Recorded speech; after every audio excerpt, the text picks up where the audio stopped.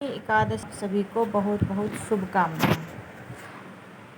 दोस्तों, भागवत गीता का पहला अध्याय, जैसा कि हम जानते हैं कि हमारे सनातन धर्म में भागवत गीता एक हमारा ऐसा पुराण है जो हमारी जीवन से संबंधित परेशानियों और जीवन से संबंधित रिश्तों के बारे में भी हमें अवगत कराता है। अर्जुन निषाद योग कहलाता है।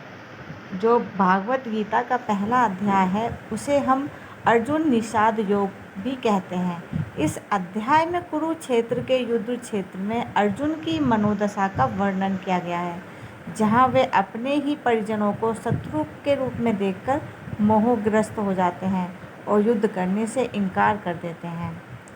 अर्जुन निषाद योग। इस अध्याय में अर्जुन युद्ध भूमि में अपने सगे संबंधियों को देखकर मोह, विषाद और निराशा से भर जाते हैं और युद्ध करने के लिए मना कर देते हैं और श्री कृष्ण से कहते हैं कि ये सब मेरे अपने हैं, मैं इनके विपरीत हथियार कैसे उठा सकता हूँ या इनको मैं कैसे मृत्यु के घाट पहुँचा सकता हूँ।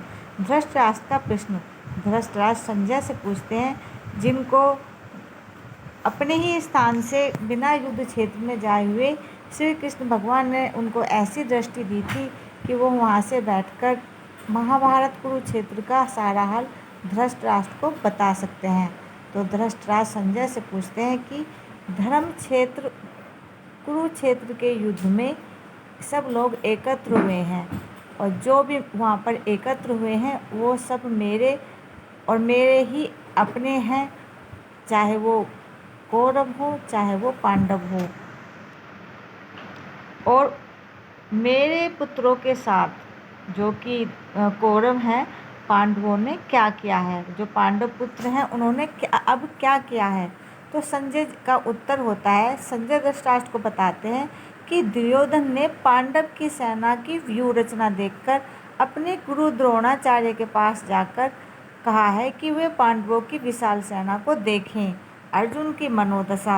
अर्जुन युद्ध भूमि में अपने ही परिजनों को देखकर मोहग्रस्त हो जाते हैं और युद्ध करने से इनकार कर देते हैं।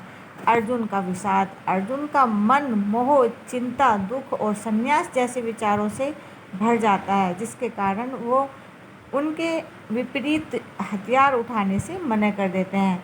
अर्जुन का शस्त्र त्याग। अर्जुन अपने धनुष और बाण त्याग देते हैं और युद्ध न करने का निर्णय लेते हैं। भगवान कृष्ण का कर्तव्य है। भगवान कृष्ण अर्जुन की स्थिति को देखकर जान जाते हैं कि अर्जुन का मनोबल टूट चुका है और वे उसे ज्ञान का और कर्म का उपदेश देने का निर्णय करते हैं। यह अध्याय भगवत गीता के बाकी अध्यायों की भूमिका के रूप में कार्य करता है, जिसमें अर्जुन के मोह और विषाद का वर्णन है और यह भी संकेत मिलता है कि भगवान कृष्ण उन्हें ज्ञान और कर्म का उपदेश देते हैं।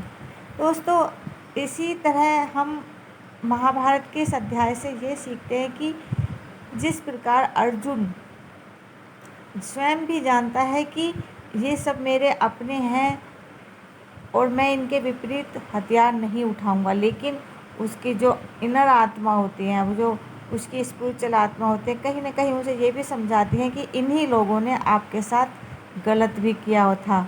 गलत होते हुए देखना और उसको गलत ना बोलकर शांत होकर देखते रहना भी उतना ही बड़ा अपराध कर रहे होते हैं जितना बड़ा अपराध उस गलत को करने वाला होता है। इसलिए वो सब सहभागी थे जब द्रौपदी के साथ गलत हुआ था। राधे राधे। जय श्री कृष्ण।